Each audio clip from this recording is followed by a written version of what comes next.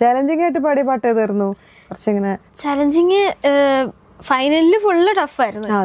ഈ ഒരു മുറ വന്ന് പാർത്തായ, പിന്നെ അതിനകത്ത് ജതിയൊക്കെ പാടണം. എനിക്ക് വായൊക്കെ കുഴഞ്ഞൊക്കെ നിന്നിട്ടുണ്ട്. പഠിച്ചു. ആ അതെ സത്യം.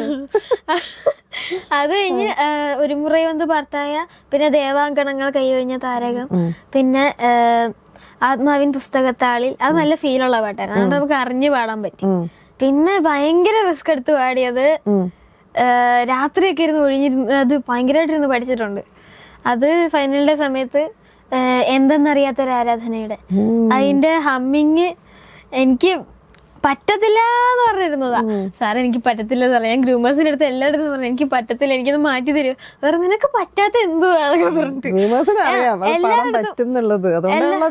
അതെ എല്ലാവരുടെ അടുത്തും ഒരു ഗ്രൂമേഴ്സ് ഇങ്ങനെ നിനക്ക് പറ്റാത്ത ഒന്നുമില്ല, നിനക്ക് പാടാൻ പറ്റും എന്നൊക്കെ പറഞ്ഞിട്ട് നമ്മൾ എത്രത്തോളം കോൺഫിഡന്റ് ആക്കാൻ പറ്റുമോ അത്രത്തോളം കോൺഫിഡന്റ് ആക്കിയിട്ട് നമ്മളെ പഠിപ്പിക്കുന്നത്.